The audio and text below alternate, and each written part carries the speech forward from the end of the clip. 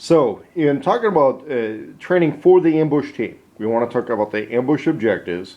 And again, this is the L-shaped ambush. Now, I've got some of the added elements from another part of the discussion on this, and we're going to put this one in the middle as I conclude talking about what the objectives are for the ambush team. That's the green force here. These are the ambushers. The green force at this stage in the game, we're going to say that the green force has seen an opportunity to conduct an ambush on the brown force because there's been a helicopter crash nearby, there's casualties, somebody's trying to recover that. Brown force is on their way to the helicopter crash. So we're going to call this the objective. Again, I'm talking about the direction of movement for the brown force. They're moving toward an objective, so it's this way, just like I have here, direction of movement or direction of travel. Now, upon contact, they may be somebody who is trained to attack into the ambush. They may attack into the ambush. That's why we have the direct arrows. They're basically going to attack into the ambush and using one of the training philosophies. Another training philosophy, depending on how they're going or how they may react, will be to have escape routes. One of the big things to understand on this is that the direction of attack, relatively direct, we know what that's going to be. Escape routes, irregular, it's an exfiltration route, depends a lot on the terrain and stuff like that. We've talked a little bit about comparing the rules of engagement between an ambush force and the people who get ambushed. The ambush force has to have a relatively disciplined set of rules of engagement, although everybody's got to have a disciplined set of rules of engagement here. However, if the ambushing force is not highly experienced, but the command structure, they understand that, there's a level of understanding between the ambushing force and their own command structure on what the rules of engagement are going to be, you can do this. You can do this, especially on the long leg of the ambush. You've got your lesser experienced people, but they're doing what they're told. It's going to work out generally the way it should. The objectives of an ambush from either the command standpoint or the troop standpoint tend to be about the same. They are to deny an area of responsibility, which means that they are trying to deny this force from having an area that would involve the objective, which would be, in this instance, a crash helicopter. We're trying to deny them an area. We're trying to say that their command is not the guys in charge of this area. They're getting ambushed there. If they're getting ambushed, that means that tactical objectives like preventing casualties, dealing with casualties, trying to cause casualties, those take those are a higher priority to saying, yeah, we're in charge of the area and we can conduct other types of missions there. Which means that it never becomes their area of responsibility. If you're conducting ambushes, or ambushes are being conducted on you in an area, you don't run that zone. You do not own that zone. It is a contested zone. It is not an area of responsibility. The other thing would be to deter enemy controls at the current level. If enemies are large groups and being clumped together and they're being ambushed, they're going to decide to do something differently, which would say break into smaller patrols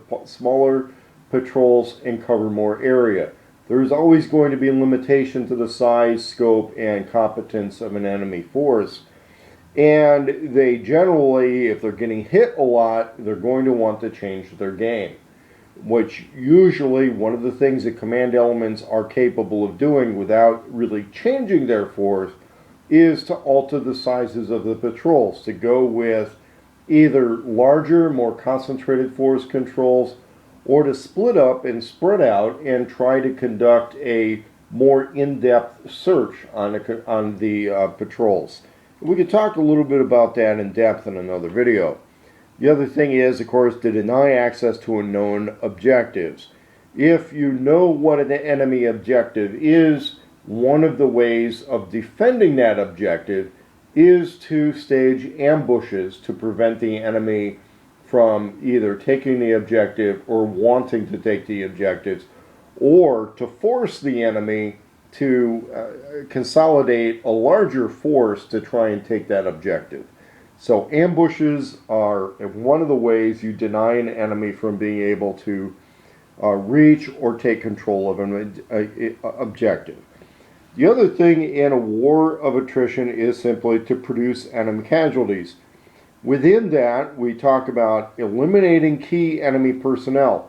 Remember where I was talking about how there's an intel or command element that will watch the enemy pass by, and they may be making the decision on whether the far ambush team, whether some snipers take some pot shots, or let's say aim at a spot target. Maybe they spotted a particularly high value enemy leader or a wanted war criminal or somebody who's a high value member of the enemy team, and that's really the only guy they want to take out.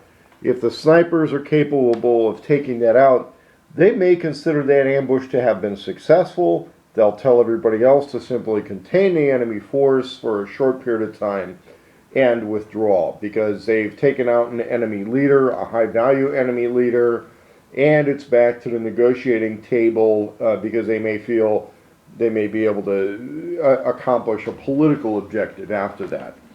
They may also only be after people that are using particular types of weapon or may have had particular types of intelligence. They may be only out to, let's say, eliminate a defector. They may just say the only guy we're trying to do, the only guy we're really interested in killing is the defector or the collaborator. We've conducted an ambush. They may feel that the sniper can't get a hit, and the primary role for the ambush operation is to conduct the ambush, engage the enemy until the known defector has gone down, maybe along with a few other personnel, but that would be the objective. That's one of the ways, one of the objectives of producing casualties. The other thing would be the total eradication of a smaller force, especially with a close ambush. They may be doing this to just eradicate the entire enemy force. The other thing is that if we have inexperienced troops, and you don't want to throw inexperienced troops into the heat of every type of battle first, one of the ways your inexperienced troops can get educated, they can, I hate to say it, make their bones, right? They want to get their first kill in, they want to get it over with, they want to give these guys a taste of battle. One of the more relatively safer ways to have them get a taste of battle is to choose that time and place of the engagement on behalf of your own troops, have them conduct ambushes, and probably only have a little bit more experienced people going out and doing a lot of patrolling. So you would have less experienced troops conducting the ambushes.